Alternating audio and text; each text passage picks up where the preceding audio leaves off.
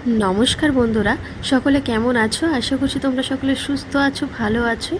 তো যারা ইউটিউব থেকে ভিডিওটি দেখছো তারা কিন্তু অবশ্যই চ্যানেলটিকে সাবস্ক্রাইব করে দেবে, আর যারা ফেসবুক থেকে দেখছো তারা একটা ফলো করে দেবে।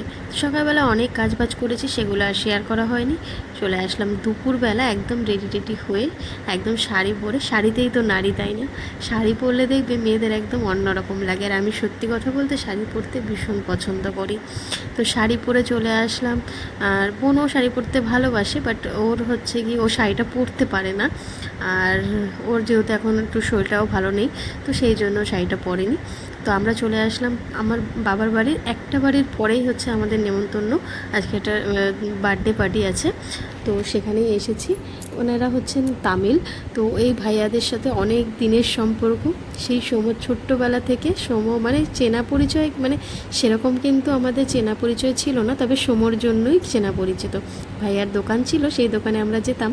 আর সোমো ছোটোবেলায় সেই ছোট্ট ছোট্ট কথা বলতো আর পাকা পাকা কথা বলতো, সেগুলো ওই ভাইয়া খুব পছন্দ করতো। আর প্রচণ্ড দুষ্টুমি করতো দোকানে গিয়ে, তবুও কখনো কোনো দিনও কিচ্ছু বলেনি, জানো তো। আমার ছেলেটাকে সবসময় খুব ভালোবাসা দিত, তো এখনও ভালোবাসে।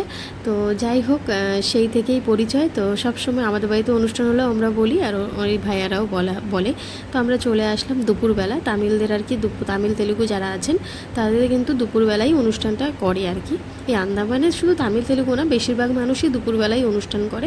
তবে আমরা খুব একটা দুপুরবেলা করি না, জন্মদিনটা রাতেই করি, বা যাদের মধ্যে যেরকম নিয়ম, তাই না, তারা তো সেইভাবেই করবে। তো যাই হোক, আমরা চলে এসেছি এখানে। তো অনেকেই ভাবতে পারো হয়তো যে এই তো এক পা দূরেই হয়তো, মানে বেশি দূরে তো না, মানে বাড়ির পাশেই তো তোমাদের অনুষ্ঠান বাড়ি, তো সেখানে আবার এত সাজার কী আছে। দেখো, একটা অনুষ্ঠান বাড়ি পেলে কিন্তু মেয়েরা এমনিতেই সাজতে ভালোবাসে, আর একটা অনুষ্ঠান বাড়ি পেলে তা কার না ভালো লাগে সাজতে, তাই না? তো যাই হোক, কেক টেক খাওয়ার পরে ওখানে আমি কিন্তু টাকা দিয়েছিলাম, আমরা আর কি টাকা দিয়েছিলাম গিফটে, আমি, মা আর বোন আর আমার ছেলে। তো আমরা চারজন গেছিলাম। বাবাও যায়নি, আর আমার বড় যায়নি, বড় কাজে গেছে, বাবাও কাজে গেছে, তো সেই জন্য। আর দেখো, খাওয়া দাওয়া করে চলে এসেছি। আর আজকে রান্নাবান্না অসাধারণ হয়েছে, এক কথায় অসাধারণ। এখানে নিকি দেখো হাই করে দিচ্ছে, আর ওখানে দাদি আর আমার মা দুজনে আসছে পেছনে। তো আজকে রান্নাবান্নায় কী ছিল তোমাদের তো বলতেই ভুলে গেছি। তো আজকে ছিল চিকেন, তার সঙ্গে ছিল একটা মিক্স সবজি, আর ছিল পায়েস আর ফ্রাইড রাইস। তো এই ছিল, আর প্রত্যেকটা খাবারই খুব সুন্দর হয়েছে। তো আমার ছেলে যে একা হাতে খেয়েছে, তো ও আমার থালায় বসে, মানে একই থালায় খেয়েছে, তবে একা হাতেই খেয়েছে। ও তো একা হাতে খুব একটা খেতে পারে না, তো টুকটুক করে খেয়েছে অনেকক্ষণ ধরে। আর ও কিন্তু একদম মানে পায়েস খেতে একদম পছন্দ করে না খুব একটা। তো আজকে ওই দাদি বলেছে না, খেতে হবে। তো এই দেখো বসে বসে খাচ্ছিল, একটুই খেয়েছে, বেশি খায়নি। তারপর চলে আসলাম, যেহেতু বাবার বাড়িতেই ছিলাম, আর শাড়িটাই চেঞ্জ করতে পারিনি, যেখানে এখানে আর জামা কাপড় তো আমার রাখা থাকে না। আর মাঠটা পরলে পরতেই পারতাম, কিন্তু ভাবলাম যে না, আবার তো বিকেলবেলা বাড়িই যাবো, থাক শাড়ি পরে। শাড়ি তো সবসময় পরা হয় না, ওই যে বললাম শাড়িতেই নারী, আর শাড়ি পরতে আমি ভীষণ ভীষণ ভালোবাসি। তো সেই জন্যই কিন্তু আমি আমার ছেলেকে দেখো এই ওকে পড়তে দিতে আসছি। আর এখানে এত সুন্দর একটা ফুল, এই ফুলটার নামটা আমি ঠিক জানি না, তবে এত সুন্দর গন্ধ ফুলটার। তোমরা যদি কেউ জেনে থাকো অবশ্যই কমেন্টে জানিও। আর এই দেখেছো কতটা নিচে থাকে এরা। আন্দামানে এরকম অনেক ঘর আছে, অনেকটা নিচে আছে, আবার অনেকটা উপরেও আছে, যেহেতু পাহাড়ি এলাকা, তো এরকম তো এটা তো স্বাভাবিক, তাই না? তবে মানে মনে হয় কি একটা খাদের মধ্যে বাড়িটা আর কি, এরকম মনে হয়। তো যাই হোক, আর এই বাড়িতে কিন্তু মানে আমার ছেলে যে বাড়িতে পড়তে আসে, এই ম্যাডামদের বাড়িতে কিন্তু অনেক অনেক ফুল গাছ আছে। সব ফুল গাছ আর তোমাদের সঙ্গে শেয়ার করলাম না।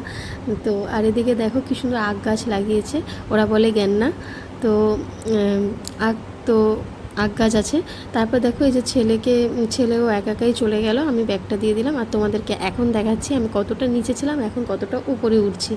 তো দেখতেই পাচ্ছ কতটা খাড়া সিঁড়ি, কতটা উপরে আমাকে উঠতে হবে। এরকমই পাহাড়ি জায়গায় তো এরকমই থাকে। তারপর চলে আসলাম হচ্ছে গিয়ে বাড়িতে এসেই রান্নাবান্নার তোড়জোড় শুরু করে, যেহেতু আমি বাবার বাড়িতে ছিলাম, ওখান থেকে আস্তে আস্তে ছেলে পড়তে থেকে এসছে 6টার সময়, তারপর একটুখানি বসে তারপর বাড়ি এসেই শাড়িটারি খুলে তারপরে এই যে কাজে লেগে পড়েছি। আর বরের আবদার আজকে হচ্ছে গিয়ে সামুদ্রিক ভোলা মাছ ছিল ফ্রিজে, সেদিন যে এনেছিলাম, তো বরের আবদার মেটাতে আজকে মানে তাড়াতাড়ি করে রান্না করতে লেগে পড়েছি। আর ও বলেছে আজকে পাতায় মাছ ভাজা করো। আর পাতায় মাছ ভাজা করলে আমাদের বাড়িতে মানে ওই একটা পদেই কিন্তু একদম বাজিমাত হয়ে যায়, মানে আর কিচ্ছু লাগে না, বিশ্বাস করে আর কিচ্ছু লাগে না। তোমরা যারা পাতায় মাছ ভাজা মানে খাও তারা তো জানোই এটা কতটা টেস্টি হয়। আমরা তো ভীষণ পছন্দ করি, তোমরা কারা কারা পছন্দ করো অবশ্যই কমেন্টে জানিও। তো এখানে হচ্ছে আমার হাতে না একটু কেটে গেছে, তো সেই জন্য আমি ভালো করে মাখতে পারছিলাম না, তাও যতটা পেরেছি মেখেছি। এখানে হচ্ছে আলু কুচি করে দিয়েছি, পেঁয়াজ কুচি, টমেটো কুচি, রসুন কোয়া কোয়া মানে রসুনের কোয়া দিয়েছি, আর আদা রসুনের পেস্ট দিয়েছি, কাঁচা লঙ্কা চিড়ে দিয়েছি, তার সঙ্গে দিয়েছি নুন, হলুদ, জিরের গুঁড়ো, ধনে গুঁড়ো আর লঙ্কার গুঁড়ো হালকা করে দিয়েছি। আর সর্ষের তেল তো লাগবেই, পাতায় মাছ ভাজা মানেই কিন্তু সর্ষের তেল। আর এখানে কি বলো তো, কলা পাতা খুব একটা পাওয়া যায় না। হ্যাঁ, সবার বাড়িতে বাড়িতে গাছ আছে, তবে এখানে কেউ কারো বাড়িতে কিছু চাইতে যায় না, তো সেই জন্য আমরাও চাই না কখনো কারো বাড়িতে গিয়ে কিছু। তো আছে এখানে কলা গাছের কোনো অভাব নেই, কিন্তু কারো বাড়িতে যেহেতু চাইতে যেতে পারি না, তো সেই জন্য আর মানে খুব একটা কলা পাতায় খাওয়া হয় না। আর কলা পাতা কী বলো তো, খুব একটা বাজারে পাওয়াও যায় না। হ্যাঁ, পাওয়া যায়, ওই কিছু কিছু বাজারে পাওয়া যায়, তো সেখানে অনেকটা দূর, সেখানে তো আর সবসময় যাওয়া সম্ভব হয় না, সেই জন্য। তো যাই হোক, কাছে পিঠে কোথাও সেরকম একটা পাওয়া যায় না। আমাদের কলকাতায় যেমন রাস্তার ধারে এরকম কলা পাতা, শাক পাতা কত সুন্দর বসে, তাই না? আর এখানে কিন্তু সেরকম একটা শাক পাতা বা কলা পাতা খুব একটা পাওয়া যায় না। তো যাই হোক, শাক পাওয়া যায় কিন্তু খুবই দাম, তো আমরা খাই, তারপরেও খেতে হবে, বাঁচতে গেলে তো খেতেই হবে, তাই না? তো যাই হোক, এবারে ভালো করে কলা পাতায় সুন্দর করে, আর এই কলা পাতাগুলো কিন্তু কিনে আনিনি, এই কলা পাতাগুলো আমার বাবা মা যে বাড়িতে থাকেন ওই দাদিদের বাড়িতে, ওই দাদিদের বাড়িতে কলা গাছ কেটেছে, সেখান থেকেই মা নিয়েছিল, তো মা আমাকেও দিল, মানে আমি চেয়ে নিয়ে এসেছি। আর এদিকে দেখো আর একটা পাতা রেডি করে রেখেছি, ওটা হচ্ছে ওই উল্টে দেওয়ার পরে, তো এই যে প্রায় অনেকটা হয়ে এসেছে, আর একটু হলেই কিন্তু ওই সাইডটা হয়ে যাবে। তারপরে হচ্ছে কি আমি মানে আর একটু ঢেকে দেবো, ঢেকে ঢেকে করলে কী হয়, জিনিস আলু টালুগুলো একটুখানি সেদ্ধ হয়ে যায়। আর আলু ছাড়া আমার বর একদমই খেতে পছন্দ করে না, ওর সব কিছুতেই আলু চাই, তাই মানে ওর জন্যই কিন্তু আলুটা আরও বেশি করে রাখতে হয়। আলু আমিও খেতে ভালোবাসি, তবে আমার মাঝে মাঝে মনে হয় একটু শুধু মশলা দিয়ে মাছ টাছগুলো মেখে যদি পাতায় ভাজি, সেটাও কিন্তু বেশ ভালো লাগে। তবে আমার বর ওই যে খুব একটা পছন্দ করে না আলু ছাড়া, তো ও সারাদিন অনেক কাজবাজ করে, তাই না? তো ওর জন্যই তো সব কিছু, মানে ওর আর আমার ছেলের জন্য, দুজনের জন্যই কিন্তু আমার রান্না। আর ওদের যদি ভালো লাগে তাহলেই কিন্তু আমার মানে এত কষ্ট সার্থক হয়। আর সত্যি কথা বলতে আজকে দেখো পাতায় মাছ ভাজাটা রেডি হয়ে গেছে, আমি পরে পাল্টে দিয়েছিলাম, তো যাই হোক সেটা শেয়ার করা হলো না তোমাদের সঙ্গে, যেহেতু সব ভিডিও তো আর করা হয় না। এখন আমি খেতে বসবো, আর আমার বর আর ছেলে দুজনেই খাচ্ছে ওখানে, তো ওদের আর ভিডিওতে নিলাম না। রাতেরবেলা মানে আমার বর একটু খালি গায়ে থাকার অভ্যেস আছে, ও আর কি টি শার্ট পরে না খুব একটা, কারণ ওর খুব গরম, হাফ প্যান্ট পরে বসে থাকে, তো সেই জন্য ওকে আর ভিডিওতে খুব একটা মানে খুব দরকার ছাড়া নেই না। তো যাই হোক, আমি এই মাছের পাতায় মাছ ভাজাটা খেয়ে আমি বিশ্বাস করো, আমি কি বলবো, আমার মনে হচ্ছে যেন আমি আরেকটু খাই এরকম, এত ভালো হয়েছে, এত ভালো হয়েছে, মানে বোঝাতে পারবো না, দারুণ দারুণ, এক কথায় ফাটাফাটি।